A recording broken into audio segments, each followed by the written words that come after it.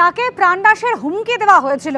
আক্রমণের মুখে দাঁড়িয়েও কিন্তু অবচল সন্ন্যাসী চিন্ময় কৃষ্ণ দাসের আইনজীবী রবীন্দ্র ঘোষ। গতকাল তার উপর হামলা হয়েছিল আর আজ তিনি ফের আদালতের দ্বারস্থ হয়েছেন। ইতিমধ্যেই ওকালতনামা পেয়েছেন। জেলবন্দি সন্ন্যাসীর জামিন মামলার শুনানি এগিয়ে আনতে আজ ফের আদালতের দ্বারস্থ হবেন তিনি। গতকালও শুনানি এগিয়ে আনার আর্জি জানিয়েছিলেন, কিন্তু সেই আর্জি খারিজ হওয়ার পর তিনি গিয়েছিলেন চট্টগ্রাম জেলে। জানিয়েছেন আইনজীবী, বন্দি সন্ন্যাসী চিন্ময় কৃষ্ণ দাসের থেকে ওকালতনামা সংগ্রহ করা হয়েছে। জানিয়েছেন আইনজীবী রবীন্দ্র ঘোষ, জেল সুপারের অনুমোদনেই ওকালতনামা সংগ্রহ করা হয়েছে। গতকাল ওকালতনামা না থাকার কারণে চট্টগ্রাম আদালতে সন্ন্যাসীর শুনানি এগিয়ে আনার আর্জি খারিজ হয়ে গিয়েছিল। গতকাল সরকারি আইনজীবী রবীন্দ্র ঘোষের কাছে মামলা লড়ার জন্য লিখিত কিছু নেই বলে সওয়াল করেছিলেন।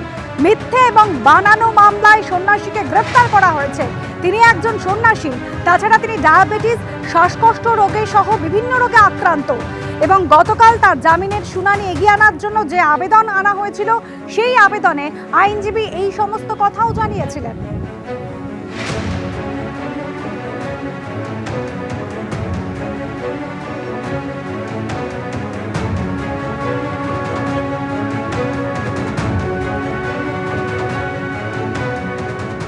আর আইনজীবী রবীন্দ্র ঘোষ, যিনি অভিযোগ করছেন গতকাল তার ওপর রীতিমতো হেনস্থা করা হয়েছিল, তাকে মারা পর্যন্ত হয়েছিল, তিনি কি বলছেন? তিনি বলছেন মুসলমানদের সমস্যা হলেও তিনি একইভাবে এগিয়ে আসতেন, সংহতির বার্তা দিয়েছেন তিনি। কি বলেছেন রবীন্দ্র ঘোষ, শোনাবো। আজকে যদি এটা মুসলমানদের সমস্যা হতো, আমি কিন্তু এগিয়ে আসতাম। 10টি ঘটনা আমি তদন্ত করেছি, সবগুলো মুসলমান। ওদের অধিকার ক্ষুণ্ণ হয়ে যাচ্ছে, সেই অবস্থায় তাদেরকে উদ্ধার করেছি। একটা দুইটা ঘটনা নয়, রাজশাহী, দিনাজপুর, রংপুর, নীলফামারী, ঠাকুরগাঁও, কক্সবাজার এবং আরো অনেক ডিস্ট্রিক্টে করেছি। এটা আমাদের মনের থেকে করি। মানুষের অধিকারের প্রশ্নে আমরা সর্ব জায়গায় বিচরণ করি। ইন্ডিয়াতে যে মাইনরিটি আছে, মুসলমান অনেক আমার বন্ধু মানুষ আছে, তারা তাদের অধিকার দেখে। আমরাও এখানে যারা হিন্দু, আদিবাসী, বুদ্ধিস্ট, খ্রিস্টান বাস করে, তাদের জন্য আমরা সেই অধিকারের চেষ্টা করি, অধিকার প্রতিষ্ঠার চেষ্টা করি। কিন্তু এই কথা তো কেউ বলতে পারে না, আপনাকে ক্ষমা চাইতে হবে। আমরা দেশটা স্বাধীন করেছিলাম 71-এ, মূল্যবোধটা রাখতে হবে। আমরা দেশের ক্ষতি হোক আমরা কোনো কালে চাইব না। For the protection of the rights of the people of the country, we want solidarity among the people of the country as a whole. এটা আমাদের মূল কথা। আইনজীবী রবীন্দ্র ঘোষ তিনি বলছেন, তিনি অন্তত 10টা মামলা এমন লড়েছেন যেখানে ক্ষতিগ্রস্ত হয়েছেন মুসলিম ধর্মাবলম্বীরা, অথচ চিন্ময় কৃষ্ণ দাসের মামলা লড়তে গিয়ে তাকে এভাবে নিগৃহীত হতে হলো। আইনজীবী শীর্ষেন্দু সিংহ রায় কি বলছেন, শুনুন।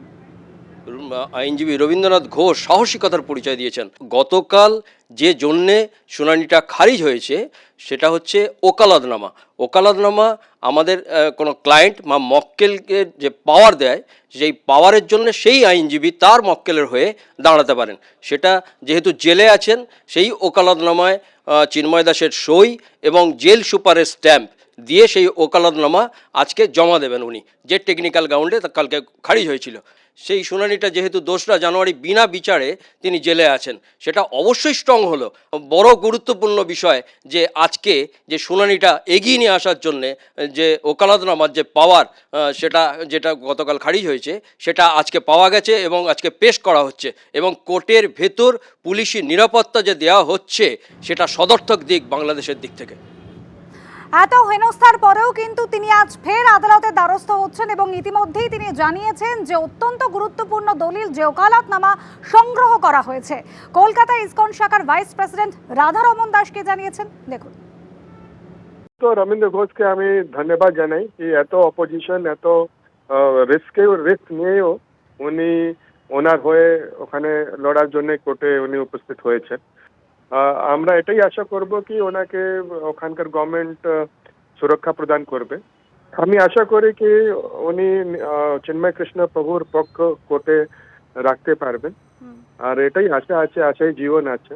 আর আমরা এটা we hope that the government of Bangladesh ওরা ওনাকে সুরক্ষা প্রদান করবে। আর উনি নিজের কথা কোর্টে রাখতে পারেন, চিন্ময় কৃষ্ণ হয়ে দাঁড়াতে পারেন, এটা গভর্নমেন্ট ব্যবস্থা নেবে। গতকাল যখন আইনজীবী রবীন্দ্র ঘোষ তিনি আদালতে আবেদন করেন তখন প্রচুর হই হট্টগোল শুরু হয়। প্রায় শতাধিক আইনজীবী আদালতে দাঁড়িয়ে বিক্ষোভ দেখাতে শুরু করেন। যে ভয়াবহ অভিজ্ঞতার সম্মুখীন হতে হয়েছিল তাকে সে দেখাবো।